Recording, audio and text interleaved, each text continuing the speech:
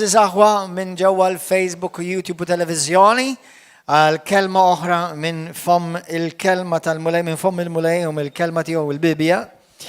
U nafdaw il-mulej li l-mulej ħajkellimna u jippreparana u anka bil-grazzja tiegħu aħna nispiċċaw din is-sena ġdida, is-sena li xi darba kienet ġdida u issa saret qadima. Issa dal-waqt nidħlu f'sena ġdida. Grazzi mulej. Mela, ħamorru fi ktieb ta' Ġwanni kapitlu 1. Ġwanni kapitlu 1. Ġwanni kapitlu 1. L-Vangelo ta' Ġwanni kapitlu 1 u nitolbu fl-imkien. U għid it-talba warajja minn qalbek, Mr. Qaddis. Kellimni bil-kelma qaddisa tiegħek, għamel il-kelma tiegħek tinfidla qalbi u tbiddilni, ġeddit li femti u titrasformani bil-qawwa tal-Ispirtu Qaddis u ħaj tiegħek. Jina lest nilqa l-kelma tiegħek mola qatt iktar ma nerġa' nkun l-istess iktar f'isem Ġesu Kristu. Amen. Dan huwa ovvjament żmien tal-miliet u żmien sabiħ jalla l-kol kemm minnkom kelkom miliet sabiħ. Il-fatt li qegħdin hawnhekk il-miliet għadda, issa din is-sena u nippreparaw għal sena ġdida. Ma nistax ma nsemmux xi ħaġa li għandha x'taqsam mat-twelid ta' Ġesu. U għalhekk illum il-kelma li poġġili f'qalbi anke biex tippreparana għaż-żmien li aħna deħlin l-importanza tal-kelma tal-Alla fil-ħajja tiegħek aħwa. L-importanza tal-kelma tal-Alla timmanifesta f'ħajtek. Eżi saħwa il-Kristjaneżmu mingħajr il-Bibja ma jeżistix.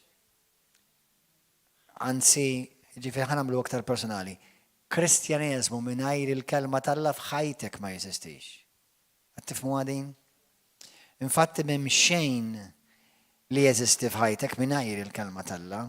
Sew fuq livell personali u fuq livell ġenerali. Imma ħanibdew minn dil-kelma l-ewwel. Aħna nafu fi ktieb Ġwanni kapitlu 1, vers 1 jgħidlek fil-bidu kien jew kienet il-kelma u l-verb jew il-kelma kienet jew kien ma' Alla u l-verb jew il-kelma kien Alla. U kien fil-bidu ma' Alla. Dak li kien il-kelma, kien fil-bidu ma' Alla, u kollox bil-kelma sar. Kollox bih sar, imma huwa l-kelma. Mela kollox sar bil-kelma. Xejn ma sar mingħajr il-kelma. Għax il-Bibja hawnhekk qed tgħidlek xejn ma sar mingħajru. Xejn ma sar mingħajr il-kelma. Laqqas inti ma sirt mingħajr il-kelma. Jiena u inti il-manifestazzjoni tal-kelma. Ġifieri hawnhekk meta ngħidu l-kelma ġifieri il-Alla qal u l-kelma seħħet. Alla qal u l-kelma immanifestat. Kollox sar bih, sar bil-kelma, u xejn mingħajru ma sar. Ser ma sar mingħajr il-kelma. Issa, vers 14, skrittura li f'dan iż-żmien tintuża ħafna, vers tgħidlek. U l-verb jew il-kelma sar jew inkella immanifestat fi bniedem. U aħna rajna dan il-bniedem, messajna dan il-bniedem, esperjenzajna dan il-bniedem. Fil-realm spirituali xejn ma jeżisti mingħajr il-kelma. Kull ma Alla jrid jagħmel u jseħħ f'ħajtek u jimmanifesta f'ħajtek, mhux ħajsir permezz tal-kelma. Mhux ħajsir, skużi, mingħajr il-kelma, kollox ħajsir permezz tal-kelma. Għalissa forsi qed taħsbu li din hija mhux ovvja. Ismawni għahwa, għanna ħafna Kristjani U ħanejt Kristjani ġifiri across denominational lines, ġifiri kattoliċi, protestanti, ortodossi, evangeliċi semmijom li trid, li għal-kem ħafna jgħidu li jemnu, pero il-Bibja għat ma jaqrawa, għat ma jimmeditawa, u l-kelma talla miex fihom. Il-kelma talla miex fihom. Fil-ktib ta' Mattew kapitlu 4, klim Ġesu jgħidan, Mattew 4, vers 4.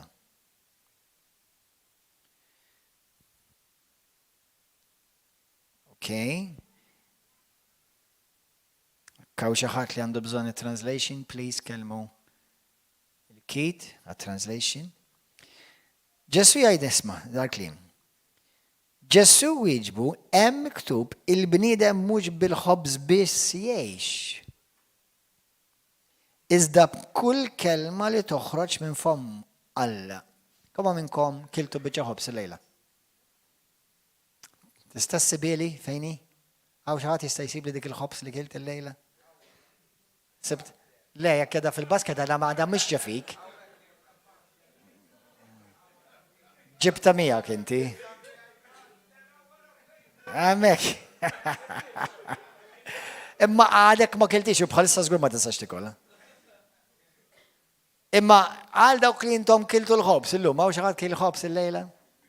Tistaw torju li l-ħobs fejnu? Isimawni aħwa, mux il-ħobs biss. Aħna l-kol kam aħna naħseb il-bicċa kbira, ma' xaħat personalment kombinazzjoniet isum il-lejla, kolla kam aħna kilna. U għabri l-lejla tmur id-dar u għarġaw ta' naqru xaħġa tal-ikel. Pero ħanirkom xaħġa interessanti. L-ikel li jintom kiltu sar parti minnkom.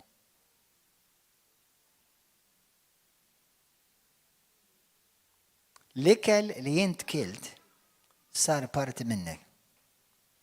Ma tistax turin il-perżuk ta' per eżempju, jew it-tadama, jew il-banana, jew it-tuffiħa, jew il-pormagranat, jew it-tewma, jew whatever. Ma tistax turini għara, għonek għand il-konserva. Għax issa da kollu li daħal fik sar parti minnek. Sar parti, Ġesu qed jgħid, il-bniedem ma jistax jgħix, il-bniedem naturali ma jistax jgħix mingħajr l-ikel naturali, għaxan il-ġisem għandu bżonn ikel naturali. Però bl-istess mod Ġesu qed jgħid li l-bniedem ukoll spiritwali ma jistax jgħix mingħajr l-ikel spiritwali. U l-ikel spiritwali li jidħol fik isir parti minnek. Allura isimgħu għadi. Żommuha fil-kuntest li qed ngħidha di. L-ikel li huwa fik qed jimmanifesta fik. Biex dak li kielt insirt. Infatti hawn ktieb jismu You Are What You Eat. Ġieli smajtu bih dak? Spiritually, you are what you eat. Inti, aħna dak li niklu spiritualment.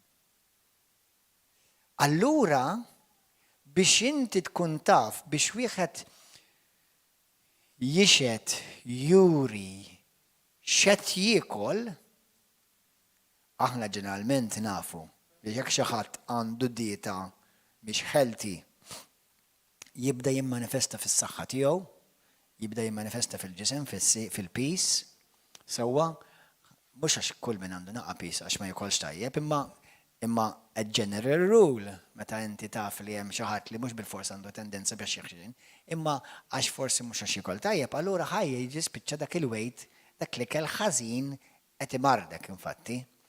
Jon kellha jimmanifesta f'xi marda oħra. Però jekk tikol tajjeb, anka inti tħossok tajjeb fiżikament. Hemm ikel inti taf li għalkemm forsi inti hemm tajjeb, imma wara ġielek ħossok ħażin. Sewwa, però taf li l-istess ukoll mal-ikel spiritwali. L-ikel spiritwali li inti tiekol qabli dak il-ħin jinżillek tajjeb, però wara jibda jħossok ħażin. Sewwa, issa aħna nafu li Ġesu jgħidilna fil-Mattew kapitlu 12 li skont mill-abbondanza tal-qalb x'jimla l-qalb jitkellem il-fom x'jimla l-istonku sewwa taf x'jimla l-istonku ħaj manifesta fil-ġisem. X'jimla l-qalb l-ispiritu tiegħek ħaj manifesta f'ħajtek.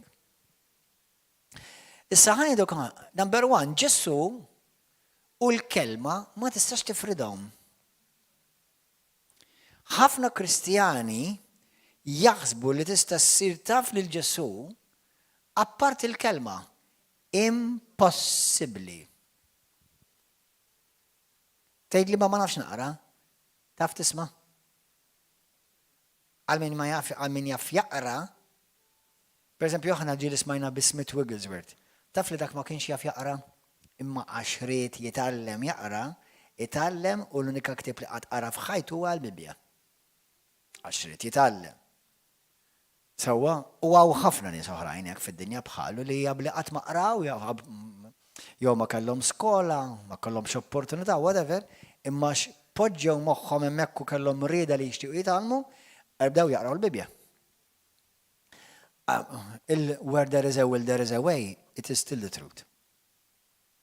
Xorta hija l-verità, jekk indek ir-rieda, m'hemm xejn li ma tistax ikollok jekk inti tixtieqha. Dik hija prinċipju anke tas-salta fl-ispiritwali.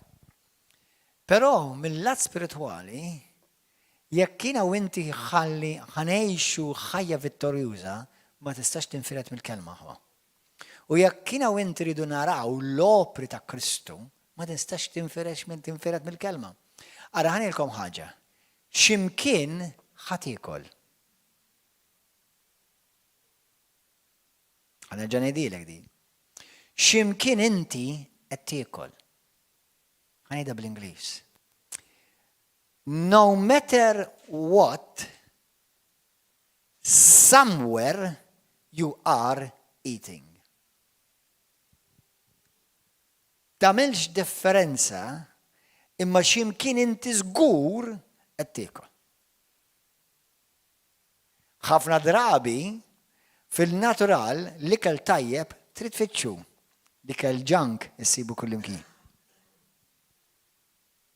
Infatti, dak li aħna ngħidulhom fast food restaurants jew junk food restaurants, issibhom f'ħafna kantonieri. Sewwa komuni.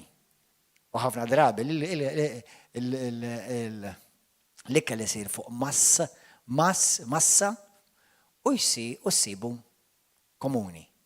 Ikla tajba inti tfittixa. Ikla tajba tfittixa. Għal min jikber spiritwali, l-ikla tajba ifittixa. Ismawni aħwa, jiena u inti ċirkundati b'restorants li kontinwament iridu jitimawk il-junk. Il-fake news media li jeżisti turrun minnu ġewwa Malta. Fake news. Fuq it-televiżjoni, fuq is-social media, fake news. Taf li inti dak qed jippreżentalek l-ikel kontinwament. Taf li dak qed tieklu inti jekk inti tiftħu toqgħod tisimgħu. Taf li dak l-ikel biss li tiekol ħajaffettwa għalek ġismek fin-natural u dak l-unika ikel spiritwali biss li tiekol jaffettwa għalek ġismek spirituali. Taf li nies li ma jisimgħux fuq il-mard mhumiex konċernati fuq il-marda li ġejja jew the next one.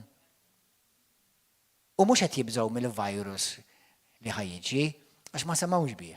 Imma n-nies li jagħmlu minn floda sa filgħaxija li ma virus ġej issa. Kif ħajdi tiġa mwerwura għax dak huwa l-ikel tiġa jaħdem fihom il-virus.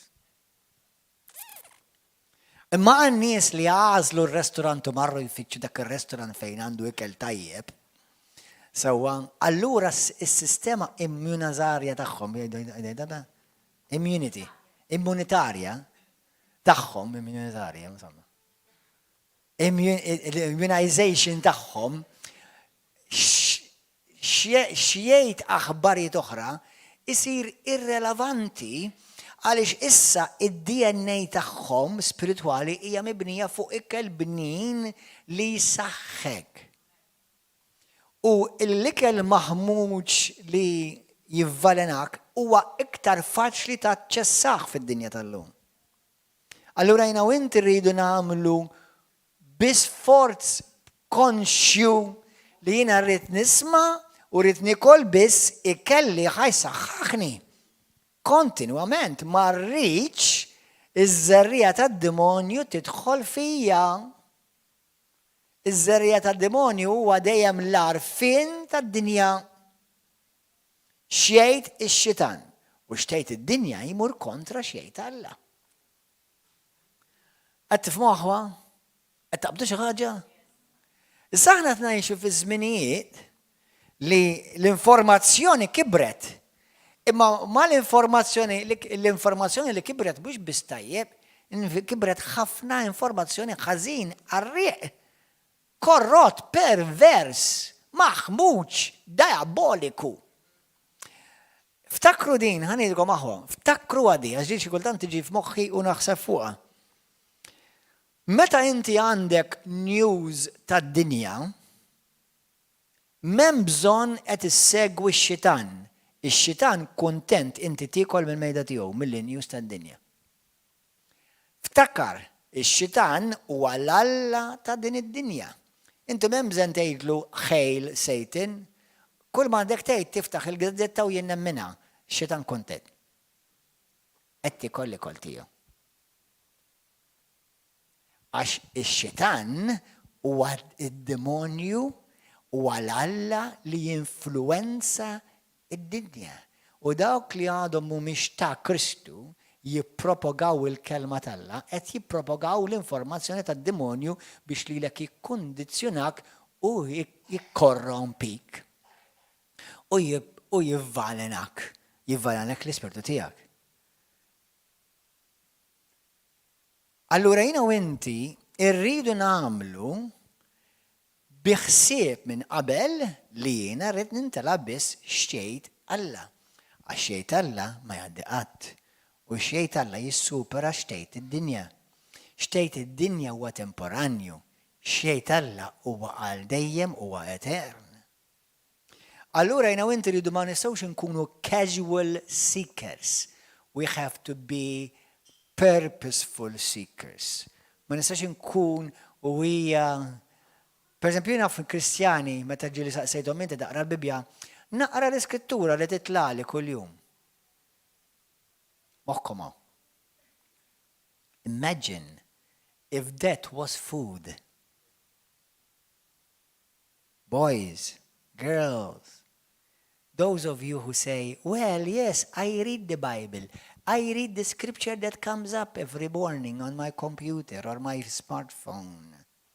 But then for the rest of the day, I'm eating the junk food.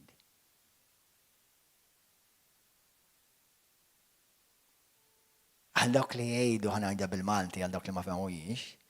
Dawk li jgħidu, iva jina naqqa tal-Bibja titla l-iskrittura u naqraħħa. Però mbagħad għandek il-komplement tal-ġurnata ibbombardjat bi kliem spiritwali li lilek qed jaffettwak.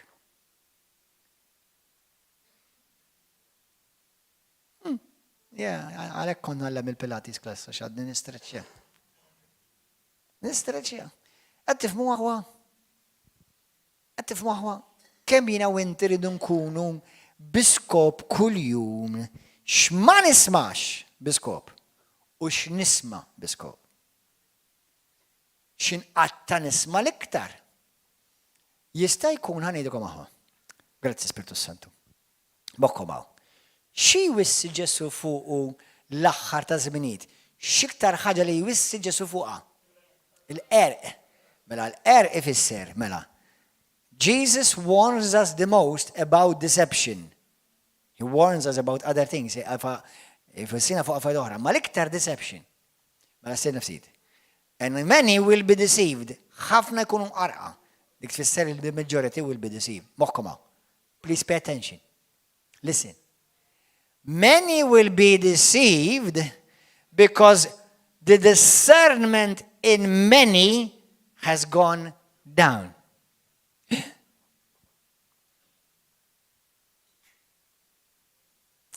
Let me say it again in English, and I will repeat myself in Maltese.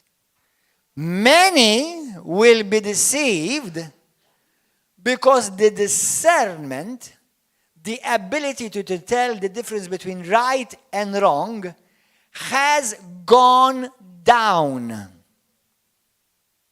Mela, la Ġesu jwissi li fl-aħħar ta' żminijiet il-qerq sa jikber ifisser li fl-aħħar ta' żminijiet li qed ngħixu aħna diġà fihom bħalissa, il-qerq ħajikber mhux għaliex id-demonju tbiddel, id-demonju għadu l-istess. Imma għaliex ħafna id-dexxirniment tagħhom il-mod u l-abilità li jarfu bejn x'inhu ħażin u bejn x'inhu tajjeb, il-livell tagħhom ta' discerniment niżel. Allura għadhom laqas jafu x'iktar x'inhu tajjeb.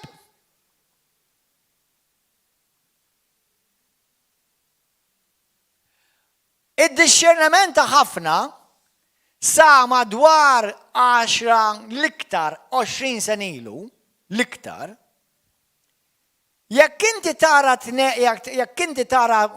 tnej min-nies tal-istess sess jgħidu ħan iż-żewġu, kienet tkun kbira u mhux aċċettata għaliex id-discerniment kien għadu iktar ibbażat fuq x'jgħid Alla. Illum kulħadd congratulations.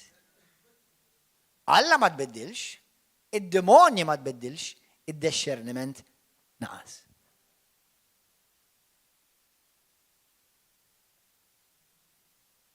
F'dan il-pajjiż id-discerniment kważi sar zero.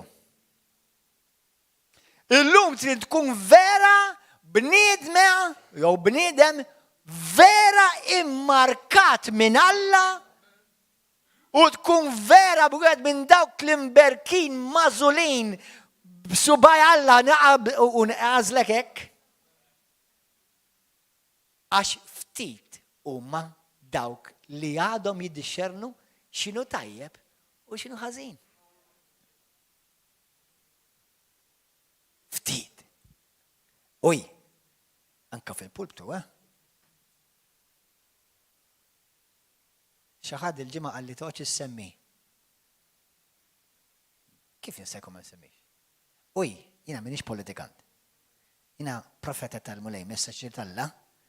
Jekk ma jogħġbokx, mbur isma' fejn joqgħod jorxulek widejk. Ħabbix rasek, jien ma baċċa għalik ta' ftakara dik. Inħobbok, you're welcome. Imma jiġu 100, jiġu 1000 u jiġu miljun, l-istess messaġġ ħajba. U mhux ħanbidlu għalik. And I love you too.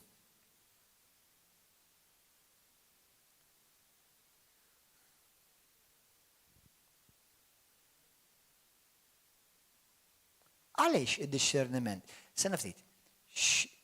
Xjejn lill-bniedem biex ikun kapaċi jiddiscerni.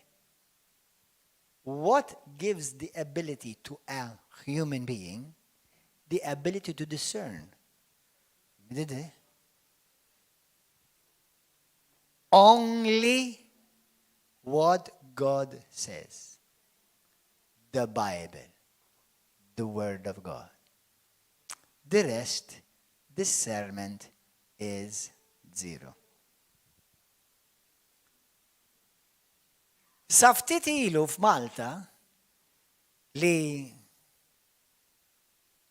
koppja tal-istess sess jadottaw tfal hija abominazzjoni semmilix. Abbord kienet abominazzjoni semmilix. Saftit ilu il-Maltin sperma ma bajda, il-moment li jiltaqgħu, kien minn dejjem jitqies tarbija. Illum għax tant Alla ta' Malta mhuwiex Ġesu, għal ħafna. Għalija Ġesu dejjem hekk kienu iktar isir dejjem il-ġurnata iktar dejjem. Illum huwa il-partit u l-Prim Ministru li jkun hemmhekk iżeffen u jiżeffen mal-kurrent u tal-influenza tal-Alla ta' din id-dinja.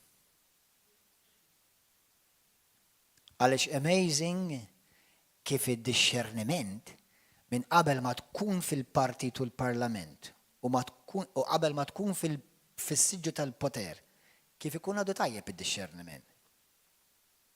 Ma mbagħad kif tieħu l-siġġu tal-poter id-discerniment jgħib.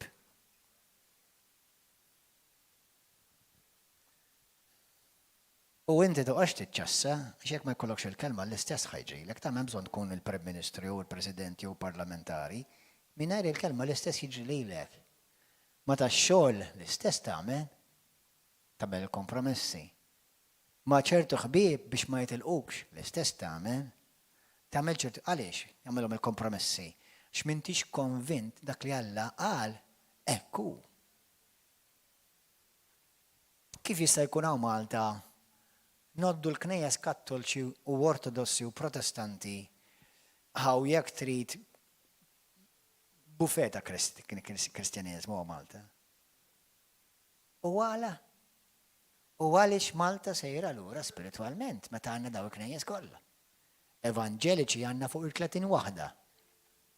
Ħafna minnhom ma jemnux li x-xitan jeżisti. Oħrajn ma jemnux li x-xitan issemmiħ. Il-ġimgħa għajt ma' koppja li kienu jmorru knisja evangelika. Ħelhom il-pastor very sweet. Għallu li 20 sena konna jna di knisja. Qatt ma semma d-demonju il-pastor tagħna. Evangelika ngħidlek jiena kattolka forsi dejlewija, imma evangelika. Suppost nimxi fuq il-Bible. Illa allu kemm qabeż Bibja dan? Kemm qabeż Skritturi Ġesu ħani? Għane, ġvira ma taħsibx li jina xaħat kontra xaħat partikolari, just I'm telling you fatti. Illum rajt messaġġ, jinħeġġiġkom tarawh, għaliex ħafna mill-Kristjani u ħafna mill-pastors ma jitkellmux fuq iċ-xidan. Għaliex? Għax jemnu gidba, għax jaħsbu li jekk keċ ix-xitan jattakkak. Insewx qal Ġesu. Jekk ma tkunx mimli bil-kelma, x'qal Ġesu. Araw jina tajtkom tawritaw qawwa biex tirsu fuq l-skorpjuni u fuq l-srib u fuq l-qawwa kollha tal-għadu u l-għadu ma jista' jagħmellek xejn. Imma huma jaħsbu li ara ma mhux isemmi d-demonju għax jattakkak. Hello, welcome to the kingdom. Mhix vera.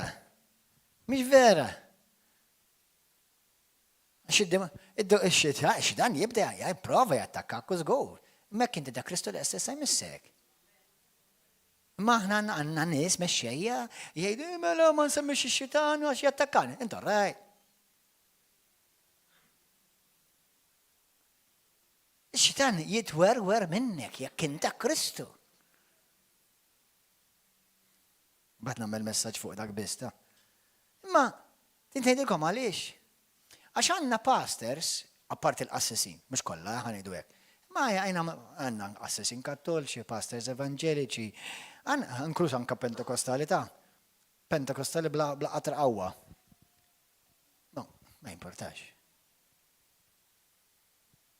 Basta għattawrax ma taħin u si għadna attakkaw dak il-pastor, u inti qed tisfenu u tarqad mad-demonju. So, il-bnejdem li m'għandux il-kelma Alla, m'għandux il-qawwa Alla da. U mhux biċċa mill-kelma Alla. Kollox. Ġesu hu il-kelma Alla. Il-Kristjaneżmu tiegħi u tiegħek suppost li tiġbaħ ħafna l-Ġesu ta'. Naf li jiena u inti dejjem nikbru qatt maħniex perfetti. Imma xi pritka Ġesu suppost nipritka jien. X'kifex Ġesu suppost ngħix jien. Ġesu kien dejjem perfett, jiena għadni qed nikber.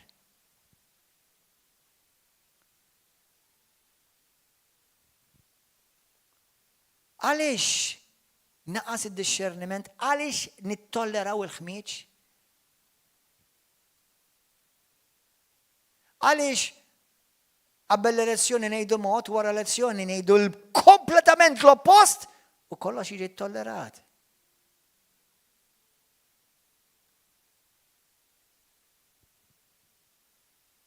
Malta d-discerniment. 0. Tliftu il-boxla morali. Mux ħadet il-fuqa, tliftuwa. Totalment. Min poppa sapruwa. Mill-żajr għal-kbir u vice versa. L-unika nies li baqa jafu jiddixxernu vera, jiddixxernu minar bajes. Minar bajes. U ma nies li huma mimlija bil-kalma tal-Alla biss. Biss. Allura huma ftit.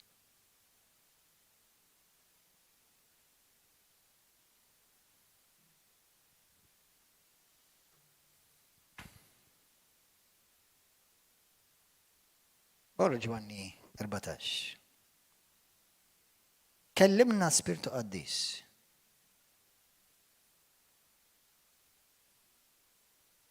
Meta l-Aziz Prim Ministru ftit ilu, jekk dan joffendik ħanilek ukoll għax joffendik, għax m'hemmx il-kelma tal-Alla f'qalbek. Għaliex x'jagħmel il-Prim Ministru jaffettwa pajjiżna. U Alla jisimgħu dal-messaġġ, mhux qed ninsulentaħ, imma Alla jisimgħu. Kif qabel ċertu qabel sa ftit xhur ilu, min jitkellem fuq l-abbord jisib lili l-ewwel wieħed kontra tiegħu? Kemm jitbidlu l-verżjonijiet? Taf kemm hemm nies li jitkellmu fuq l-abbord. Ħalamlu ċara biex ma tmosbaħ miż-żewġ naħat, sew blu u aħmar.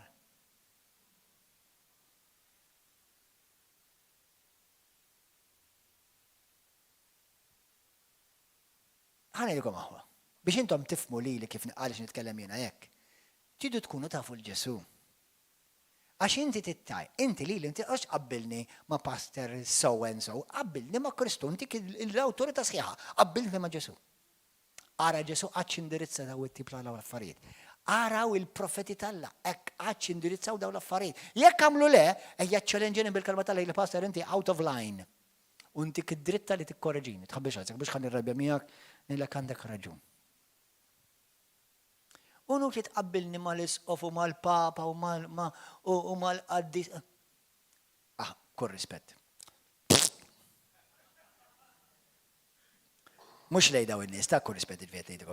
Ġifieri jiena, skużi ta' mhix dawa, xalabi biex jaħseb ħadd ieħor. Jien biss irrid nixbaħ kontinwament x'jgħid Ġesu. Kif jgħix Ġesu. Kif jimmanifesta l-kelma Ġesu. U fejn għadni ma wasalx, mux ngħid imma mhux kulħadd hekk jagħmel. Jimma rrid inkun bħala ħadd, bħal ħadd ma tinkom mal ebda wieħed minnhom. Inti ma taħsibx inti perfettu. Perfett minix. Imma fit-triq tal-perfezzjoni jien imsejjaħ għalija. U anka inti jekk tissejjaħ ta' Kristu, by the way.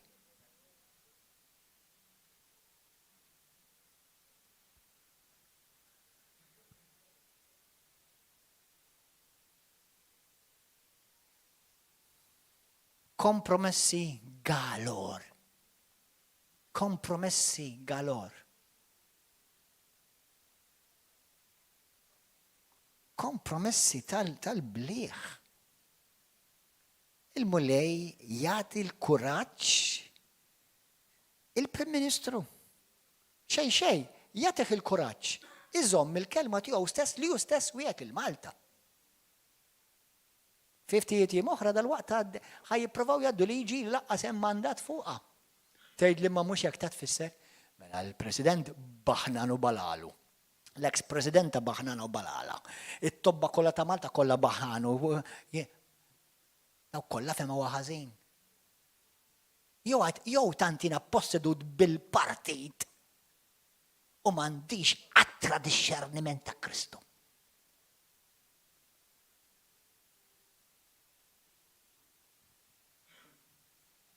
Għax kieku Gordon John Manxeb, bissa titkellem fuqa, jgħidu żgur li Gordon u għazin. Għavolja sissa duba sabuli għarkem jajruni. Praise God, thank you tal-advertisement. Imma qatt ma sabuli gidba ximki. Jien minix imsejjaħ biex nikkomodak, anzi pjuttost biex niskomodak. Għax min jikkomodak irrid jikkontrollak. min jiskomodak qed jgħinek titgħallem taħseb.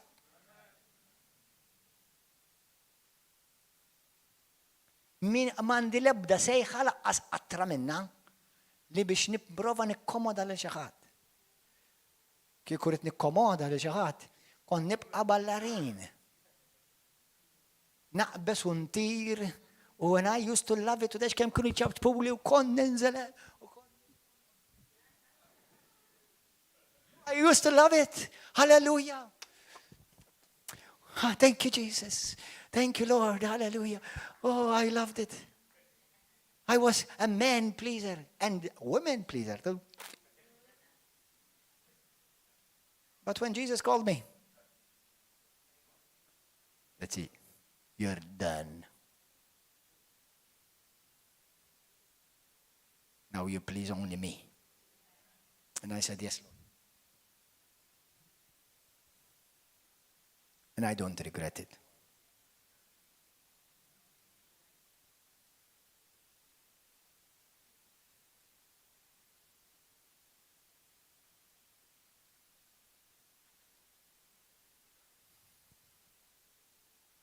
Inti li qiegħdin hawn, daw kollha li intom tgħidu jiena naqbel ta' ma' dak għax nirringrazzja aħna ħanidu nisimgħu ħafna kontra tiegħi, però hemm eluf mhux għax tagħmel differenza għal Alla u laqqas għalija fl-aħħar mill-aħħar. Imma eluf jaqblu ma' dan il-messaġġ. Imma jibżgħu jitkellmu għax mhumiex mimlija bil-kelma qaddisa tal-Alla.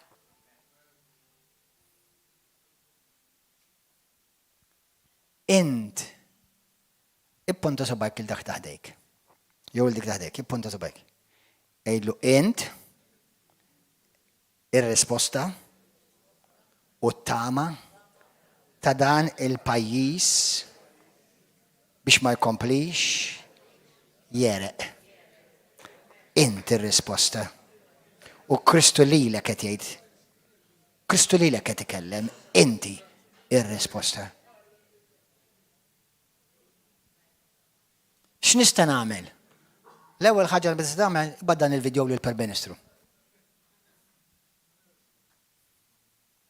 U għedt lill-Aziz Prim Ministru li jien nixtieq inkellmu Gordon John Manche, Aziz Prim Ministru, nixtieq niltaqa' miegħek nitkellmu.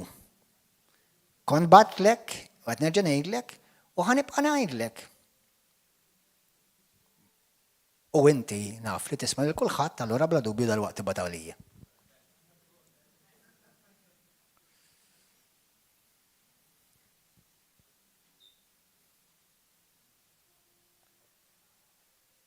Il-biża' biex ġej minn Alla wan. Jibża' min għandu x'jaħbi. Il-verżjoni tiegħi ma titbiddel qatt. Il-verità jekk hija il-verità ma titbiddel qatt. Jiġi l-iswed huwa l-iswed ġewwa Malta, l-iswed ġewwa l-Ingilterra, l-iswed ġewwa l-Afrika, l-iswed ġewwa ċina, jibqa' iswed. Sekk inti tieħu għalik għax l-iswed ngħidlu iswed, jew l-abjad ngħidlu abjad, skużi, il-mart mentali tiegħek żommu jekk tridu. Imma għandna l-iswed nibqa' ngħidlu iswed u l-abjad nibqa' ngħidlu abjad.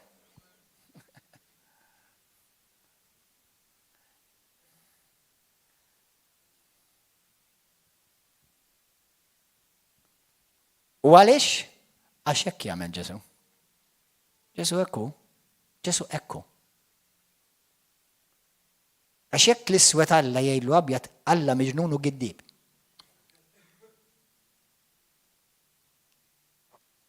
Vera jew le? Alla jista' għati l-iswed jgħidlu abjad. Avolja huwa mħabba. Ma xorta l-iswed jibqa' jgħidlu abjad. L-iswed jgħidlu iswed u abjad jgħidlu abjad, sorry. Fil-ktieb ta' Ġwanni 14 Marwem, għax din iskrittura ħsibt fuqha ħafna dal-aħħar, tkellimt ma' brother fuqha, kellimni fuqha. U jiena u inti, ismawni, intom River of Love. Intom li intom tħobbu l-verità. Intom li intom tixxenqu għal dak li huwa integru.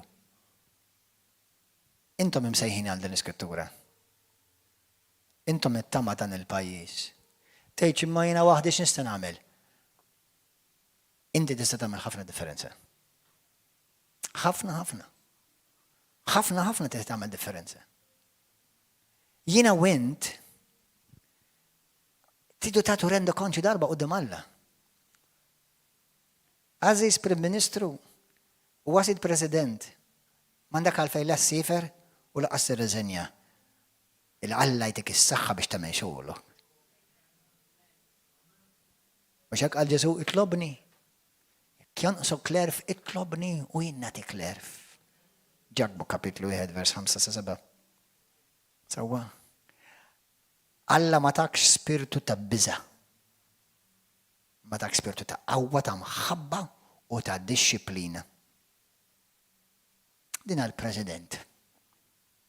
Biex ma jmurx isifer meta tgħaddi xi liġi li toffendi lil Alla u toqtol it-trabi fil-ġuf.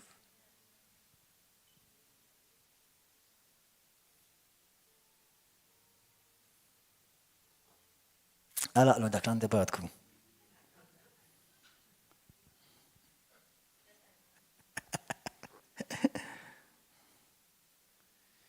Alleluja.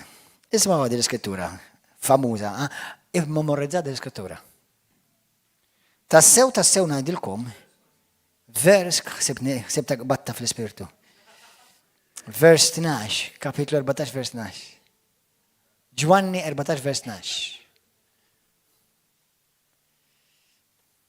Ħanejlkom jiena għaw ħafna jgħidu li jiena ma niġix il-fellowship ta' għalli għaw jgħidu li ma naqbel ma dak li tgħid. Issa, napprezza. Però qatt ma tkellimt mod jew mod għax min jaqbel u għax min ma jaqbilx. It's never been a consideration.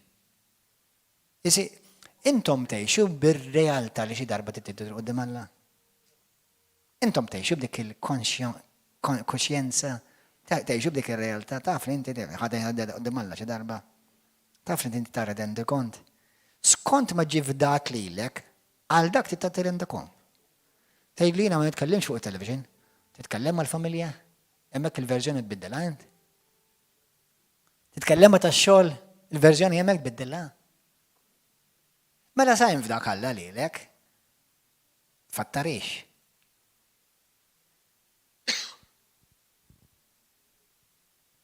Lil min ġie fdat ħafna għandu ħafna iktar xi tirrendi kont għalih. U itolbu għall-Prim Ministru għax nemmen li x'imkien f'qalbu din il-liġi ma jridix. Tolbu għalih, anzi llum stess nitolbu għalih, għalkemm il-darba nitlobna għalih, imma llum stess nitolbu għalih. Kif għandna ruxma ta' nies fil-Parlament li jmorru l-qudies u d-discerniment huwa zero. Zero. Mela ċara li tmur il-qudies ma jfisser assolutament xejn. Ħalli nkun fair li tiġi l-fellowship ma jfisser assolutament xejn jekk inti m'intix tħalli l-kelma timlilek qalbek.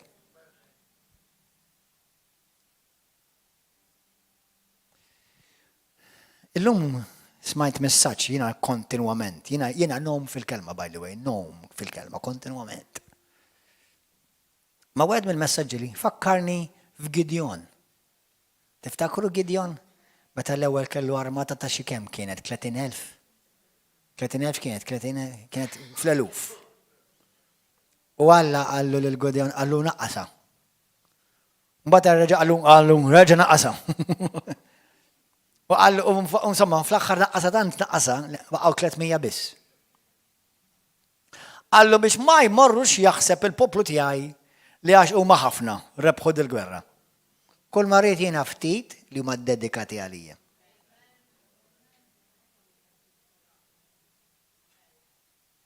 Int li qed tisma' hawn, int li qed tisma' fuq il-YouTube u t-televiżjoni u l-Facebook. Int qabel kont tkun minn dawk il-wieħed u dawk il-wieħed minn 300 li Alla kien jażel għax kont kien jaf li inti dedikat għalih. Jew inti persuna kif ikollok naqra pressjoni taħrab u tbiddel il-verżjoni. Marru qraw il-ktib ta' Gideon, il-ktib ta' Judges, 1 kapitlu 1 sa 7.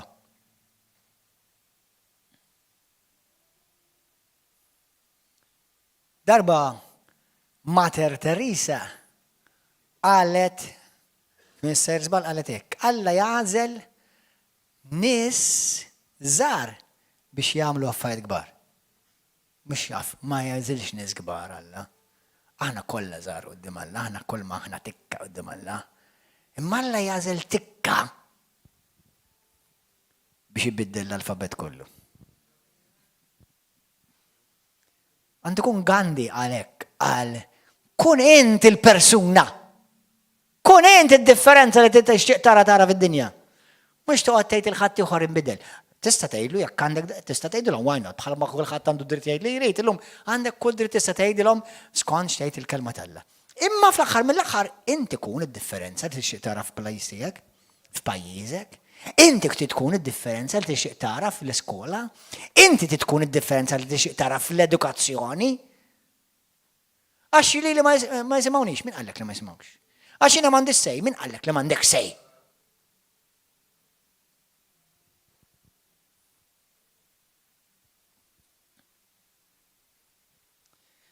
Ġwani 14 vers 12, tassew ngħidilkom, min jemmen fija, mux hemm bżonn tkun apostlu pastor, of papa, whatever, kwalinkwa.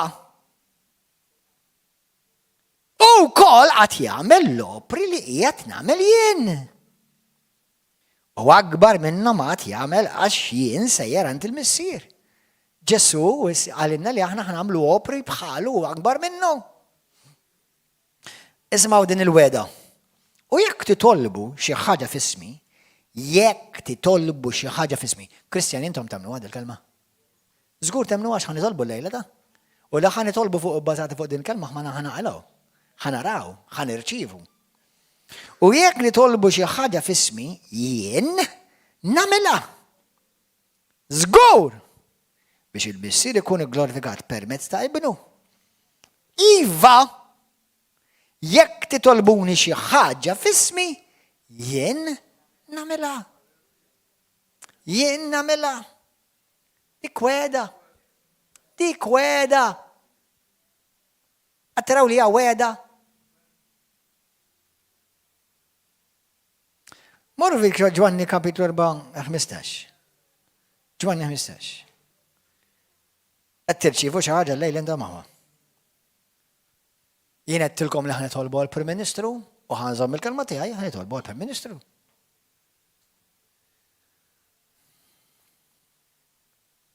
Tidnejlkom x'nemmen jien? Jiena nemmen li hawn nies fil-politika li ma jistgħux ikunu għax qed jibżgħu, ma jistgħux minħabba l-biża' ikunu dak li Alla seħilhom biex ikunu. Għax huma manipulati u għandhom ruxmata Jezebels u Ahebs imdawrin magħhom. U għalhekk il-profeta Elija jitkellem.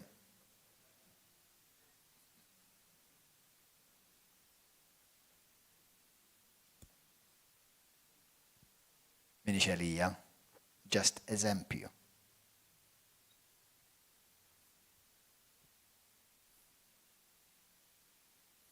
Però messaġġir tal-Alla jien. U x'taħseb fuq int ma tagħmel li assolutament zero differenza. Ġwanni 15.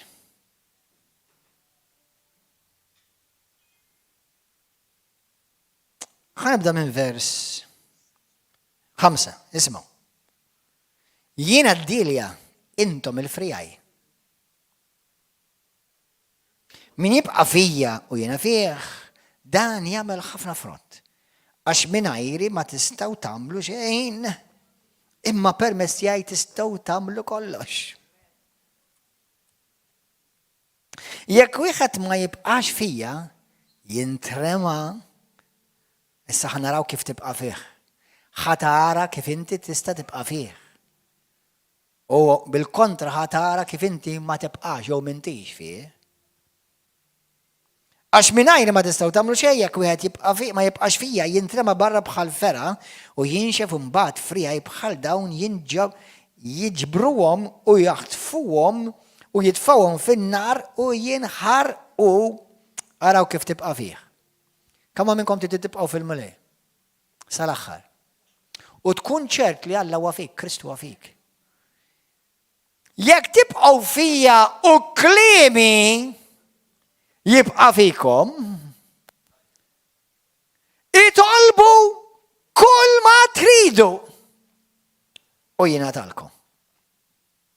Din il-glorja tal-Missier li intom tagħmlu ħafna frott u tkunu d-disċipli tiegħi. Jekk tibqgħu fija u kliemi jibqa' fikom, itolbu kull ma tridu u jingħatalkom. Jekk tibqgħu fija u kliemi jibqa' fikom.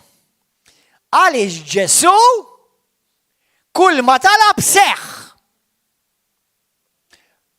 Le mhux vera mhux għax kien liben Alla. Għalkemm hu liben Alla, ma mhux għax hekk biss. Għax Ġesu kien il-kelma u Ġesu kien mimmili bil-kelma. Allura moħħkom hawn, Ġeremija kapitlu 1 vers 9 sa 12.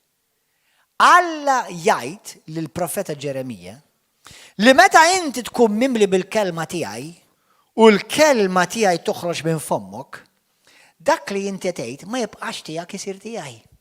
Is-sejd li int jista' Alla jgħid xi ħaġa u ma sseħħx.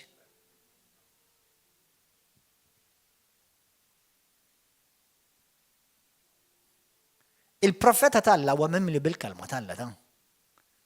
Għalhekk iseħħ dak li jseħħ, dak li jgħid il-profeta Alla, għax huwa mimli bil-kelma Alla. Għax mhux dak li jaħsebu, jew xejlu l-partit, jew xejlu n-nanna u t-sija u l-kuġina, jew nkella tradizzjonijiet u għaxek lużanzi, għax huwa bniedem mara jew raġel mimlija bil-kelma qaddisa ta' Alla. U dak li jħroġ minn fommu iseħħ u jsir, għax mhux iktar qed jgħidu Alla. Għalhekk meta aħna nitolbu għandek ħafna nies, anke fit-talb tagħhom, huwa talb fieraħ. Intom ma tirċivux, għax ma titolbux. U meta titolbu, ma titolbux xirit il-mulej, ma titolbux il-kelma tal-mulej, titolbu x'taħsbu intom. Ħan fakkarkom għal dawk li intom idin f'din iċ-ċirkustanza. Alla ma wedekx li kull ma titlob itihulek. Alla wedek li l-ewwel tintela bil-kelma tiegħu u kull kelma li toħroġ minn fommok li hija tiegħu jagħmilha. Issa. Il-biċċa hija di. Meta jiena u inti ħaġa waħda ma' Kristu, dak li huwa tajjeb, dak li joġob il-Alla, dak li jitaxxaq fih Kristu, jitaxxaq fih jien. Qed tifhmun? Ix-xewqa tiegħi m'għadhomx ta' Gordon John Manche. Ix-xewqa issa saru biss ta' Kristu. Jiena rrid nara f'pajjiżi f'Malta dak li jrid jara Kristu mhux irid jara Gordon. Jiena rrid nara f'pajjiżi f'Malta mhux jrid jara l-Prim Ministru laqas il-kap tal-Oppożizzjoni, xi jrid jara Alla. U dawk li jissejħu Sara jew Kristjani, jekk inti m'għandekx din l-istess xewqa, għadek il-Alla ma ntqajtx miegħu. Għalhekk jiena nissejjaħ a man of God. Not a man of my mom and dad. Għalhekk Ġesu meta qalulu isma' hemm ommok ta' u hemm ħutek, minnu momma minnu ħuti. Ħanilkom minnu momma minnu ħuti. Dawk li jisemmu l-kelma ta' missieri u tant jitjaxqu fiha li jridu jagħmluha.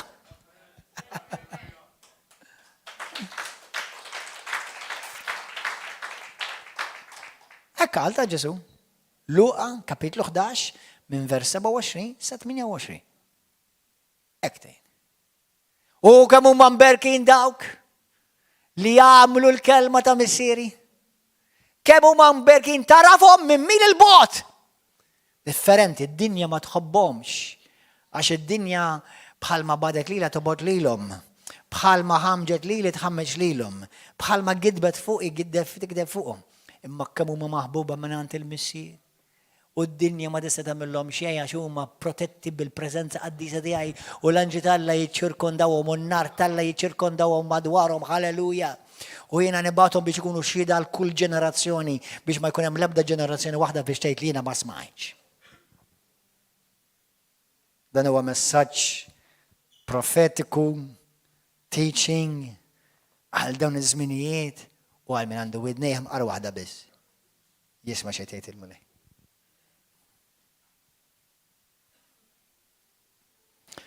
Morru hawnhekk. Morru Mark 16. Ħanispiċċa b'din naħseb. Fil-ktib ta' Rumani kapitlu 10 m'hemm bżonn tarawha, ħanejdilkom tgħidilkom. Il-kelma tgħidilkom l-iskrittura xi tgħid, il-kelma qiegħda f'qalbek, il-ewwa tgħidlek il-kelma qiegħda f'deħdejk. Qalbek u f'ommok.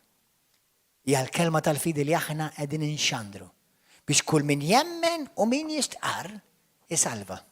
Jiġifieri meta temmen xi ħaġa u tistqarra seħħ. Imma x'qed temmen? X'qed temmen tistqar? X'qaltlek il-mami? Qed temmen u tistqarx qal Alla.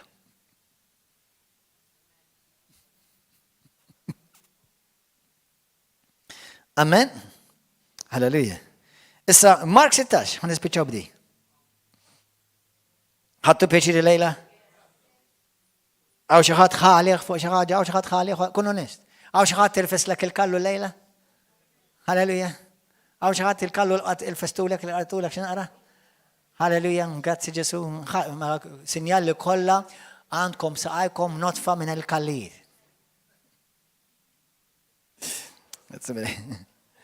Mark 16, ismaw, ħan nispiċċaw bdi, ħan nitolbu. Da wara li Ġesu derilhom l-ewwel tom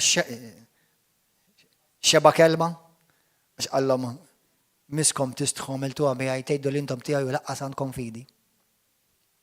ċanfara ma kellhomx il-fidi. Ma nafx kemm il-darba Alla jċanfar il-knisja minħabba ta' fidi. Jekk jiġi issa tex kemm ħajċanfar ruħma ta' knejjes mexxejja assisin pastors bla doċ. Minar il-fidi, mux għalli m'għandhomx fidi, jikkritikaw għal-fidi u kol.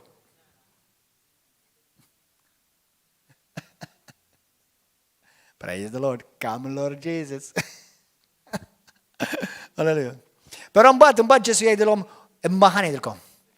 Morru mad-dinja kollha. Morru x'għandu l-Vanġelu kull min jagħmel tisalva. Imma kull min ma jemminx huwa kkondannat. U dawn huma s-sinjali li jsegwu lil dawk li jemnu. Ikkeċċu x-xaten. Jitkellmu b'isna ġodda, jekk jiklu xi ħaġa li tagħmel mill-ħsara ma tagħmelhom l-ebda denni, u jpoġġu jdejhom fuq il-morda u dan ifiju. U l-Iskrittura tgħidlek kull kol marru ferħana jxandu l-kelma talla kull fejn marru. Mbagħad vers 20 tgħid hekk ismaħħa. Huma mbagħad marru jippritkaw kull imkien. U l-mulej kien jaħdem magħhom. Imma mhux għax kienet jaħdem magħhom, għax kienet jaħdem. U jwettaq il-kelma. Jimmanifesta l-kelma li ħarġet minn fommhom. U meta l-kelma talla bdiet toħroġ minn fommhom, Alla beda jopera bil-mirakli. Tittajx ħajja ta' mirakli? Tittajx ħajja ta' sopranatural għalija jiena u inti msejħin? Tiġi mimli bil-kelma. Titnejlek għaliex ħadd ma jagħmel li bżieq fuq imnieħ lili. Nagħti glorja lil Alla mhux ħaniftaħar fis-saħħa tiegħi. Għax jien mimli bil-kelma. Taf għaliex ħadd ma jitmejjel bejja lili. Jista' jkollhom isimhom indurat bid-deb u bil-fosos. U jista' jkollhom litri u qabel u wara isimhom bħal mandien ma jfissirx qudiem Alla. Għax jien mimli bil-kelma. U meta xi ħadd jgħid xi ħaġa ngħidu emma l-kelma tajt. Ma ħadd ieħor taf li jirrispondi imma x'il-pastor qalli. Mela imxi fuq il-pastor. Għax il-isqafek qal, għax il-qassisek qal, għax il-nannak għax dik hija l-użanza tagħna, għax aħna kim dorrin. Mela qed turini li inti m'intix mimli bil-kelma. Għax li m'intix kapaċi tibbekkja dak li tgħid bil-kelma għalija u għal Alla sidi ma jiswa xejn. Ejja nitolbu issa. Kulħadd iqum bil-wif. Halleluja! Gloria lil mulej! Shout to Jesus, hallelujah! Halleluja! Gloria lil mulej! Xettilkom għal minn ħanitolbu lejla? Ara kemm inti maħbub Basis Prim Ministru, Halleluja! Ejn nitolbu lejk, kulħadd jaqbel miegħi. Missi qaddis nollulek il-Prim Ministru Robert Abela! Halleluja! Li nafu mulej li inti tħobb il-martu l-bintu għaziza. Mulej qaddis u ma nistħux ngħidu pubblikament iva nitolbu għalik. Mux għed noffendu, anzi għed nitolbu għalik, għax nemnu li mux faċli tkun Prim Ministru. U għandek bżonn u hekk apparti li l-kelma tal-la tikmandana nitolbu għalik apart minn hekk. Sewa mela nitolbu għall-Prim Ministru Robert Abela, għall-mara tiegħu għall-bintu nitolbuk għall-protezzjoni tiegħek mulej, nitolbok biex iżżurhom fil-ħolm tagħhom. Tagħtihom il-kuraġġ biex ikunu n-nies midluka bl-Ispirtu Qaddis tiegħek. Għal dan l-istaġun li inti seħħtilhom u għajjimthom f'dan il-pajjiż biex imexxu dan il-pajjiż. Għandhom bżonn għajnuna tiegħek mulej. U nitolbuk biex inti tiċċirkondhom bl-Elija, bl-Eliżew, mulej Qaddis, bin-nies Alla, jagħtuhom il-kuraġġ. Mulej meta jaqraw il-Bibja, inkoraġġihom u għamel il-kelma Alla ssir ħajja f'qalbhom biex ikollhom il-kuraġġ jagħmlu dak li jusew li joġob lilek u qatt ma jagħmlu xejn li joffendi lilek u Alla Qaddis.